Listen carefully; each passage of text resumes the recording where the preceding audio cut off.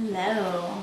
Today I'm going to talk a little bit about high school. The paces change slightly in high school, so I'm just going to explain just a little bit of that. Here is chemistry, which is 11th grade. The paces look the same, but when you open them up, inside the test is going to be in the middle, just like in the other subjects.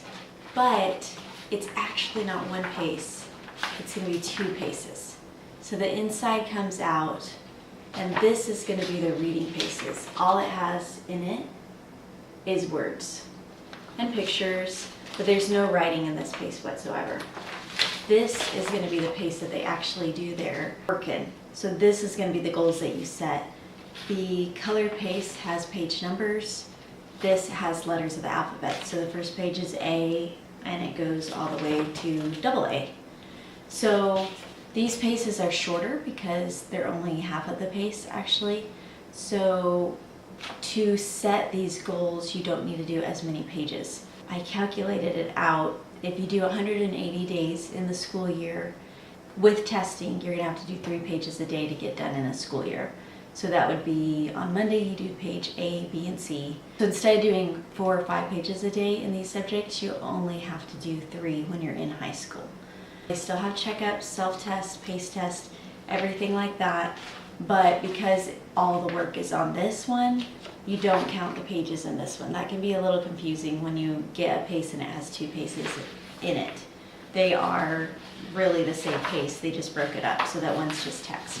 That is true in biology, which is usually done in 9th grade.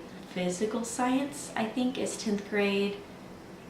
Chemistry is 11th, and I haven't got to 12th grade. So those are going to be 2 paces, and you set those goals differently. In American history, in these high school paces, it's just 1 pace. It's normal, it has the pace test in the middle that you pull out, but it's all the words on 1 page, the questions on the next page. That's the newer ones. If you order the older ones, they're going to be, see, this is 2016 revision. The older ones are going to have double paces, but the newer revision of American history and social studies are going to be 1 pace, the newer ones. English is a little bit different in high school. It has the pull-out test like all the other ones, but in the center is something that's a little bit different. It's called a wisdom pack.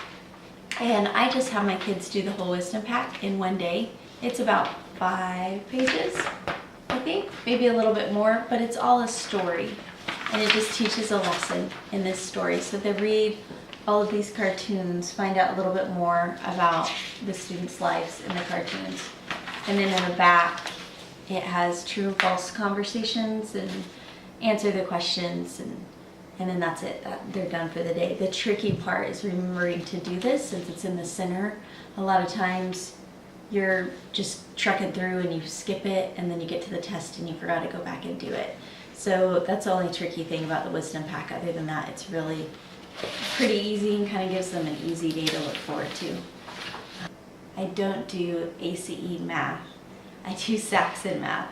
And so I don't have any advice for ACE math, although I did grow up doing it, but it has been a long time. So that covers English, social studies, science. The other thing I was going to say is etymology. 9th grade word building is called etymology. They changed the name. It's only for 9th grade, and then you're done with spelling. So by 9th grade, you get all that you need in ACE for spelling. Etymology goes back to the root words, talks a lot about the Latin words. It's a really good, just kind of final wrapping it up. So once you hit 10th grade, you should be tested out of spelling. And then you can do other things like the New Testament is really good. I think they're redoing the Old Testament. That's going to be really good. They have health. We did that this last year, and it was really good as well. They also have French and Spanish and some that I don't even know about yet. That kind of etymology and word building, it makes it where you have more freedom to do the other curricular things that you want to do. So that is English, social studies, and science, and an explanation of word building and how it changes its name. Hope this helps.